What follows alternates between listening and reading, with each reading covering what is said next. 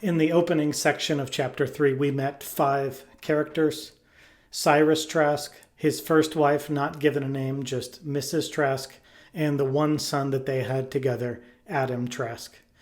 Adam's mother, Cyrus's first wife, passes away and he marries a second wife named Alice. Alice and Cyrus have Charles. So 4 of the 5 remaining characters are the subject of 3.2.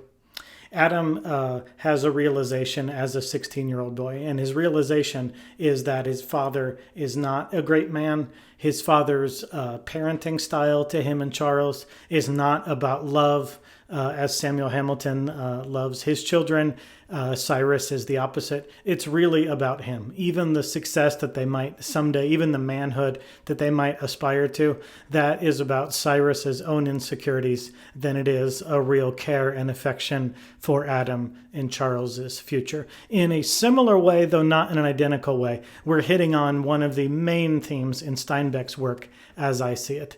And that is this idea of false hope, that the characters are striving and straining after something for the entire novel, and then they get it, and the thing that they've been working for their entire life doesn't seem to be as great or as salvific as they once thought. So in The Grapes of Wrath, if they can just get to California, then they can work, and if they could just work, they could afford their life, and then everyone will be absolutely happy. In The Pearl is going to solve all of the little family's financial problems, and then when you get the Pearl, does it really solve all of your problems? And on we can go. The Winter of Our Discontent, it's that with money, very many of Steinbeck's novel, it's about money. So this is similar, though not the same. Similar in that Adam has his bubble burst when he finally, as a 16-year-old, can see through his father's not really being a great father and sees that it's really all about himself. And so it's dissimilar in that Adam hasn't put a lot of hope in Cyrus or any hope in Cyrus, but now anything that he might have mustered to have any sort of love or affection, much less respect for his father, that is all completely vacant. So Cyrus is a harsh father, a disciplinarian in a militaristic way. And so in the face of that, humans can fight, flight, freeze, and Adam does either the freezing or the flight. So physically, obviously, he's a child. He has to stay at home. But emotionally, he shuts down and doesn't give opinions, doesn't step out of line. He knows beatings are coming. He knows discipline. He knows hard work is coming. But he can minimize those things by just sort of shutting down, by freezing up. And so Steinbeck poetically calls that the long tunnels of his eyes. In other words, the real Adam down deep inside is far, far away from the real world of Cyrus, his father.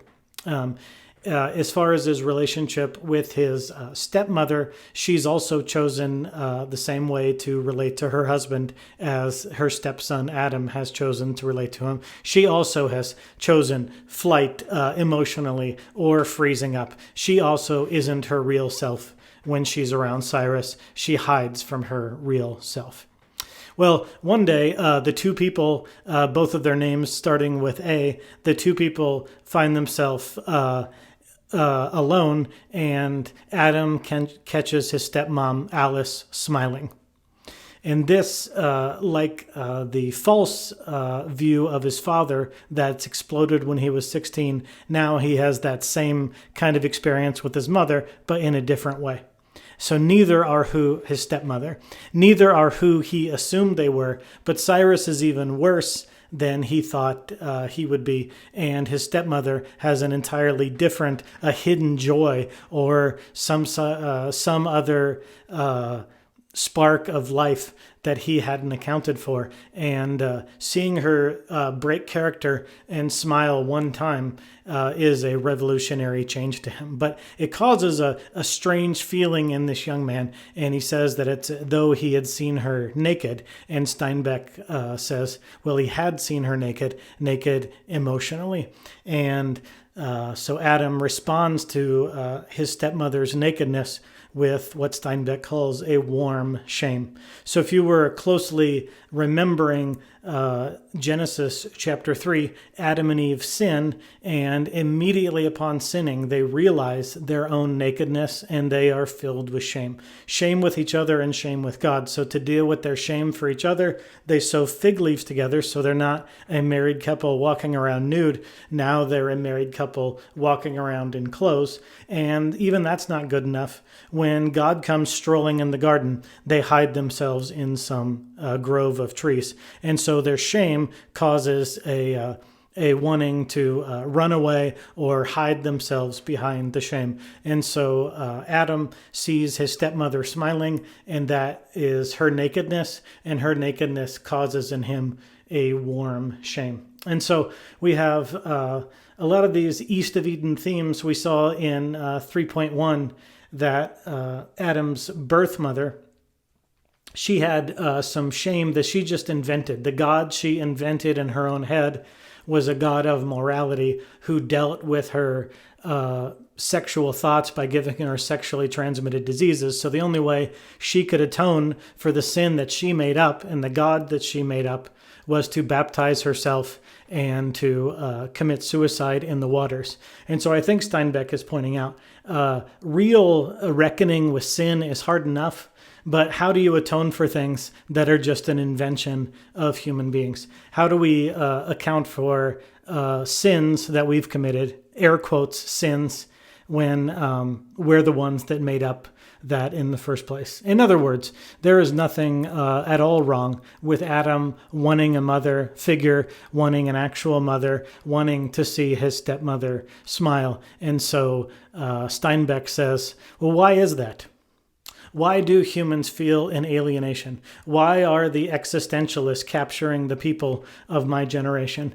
Why should we have a feeling that we should be at home, but we're not home here? Why does this life have the feeling as though we should live forever, and yet we don't live forever? Why is it strange to us? Why do we feel thrown and alienated here? Why do we want to live forever in bodies that rot? And so Steinbeck gets at, why does Adam have a longing that this earth cannot satisfy? Well, Adam is not equipped to handle questions like that. What he is equipped to do is to give his stepmother Alice, for her smiles that induce the shame in him, little gifts that make her smile, or at least he likes to think will make her smile. And so he sneaks in these gifts so that he can make her smile, but also he can get some of that joy by smiling himself.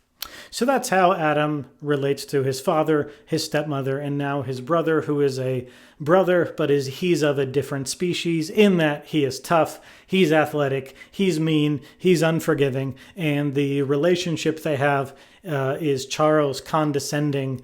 He feels sorry for Adam, and that's about the best they can do here in this chapter.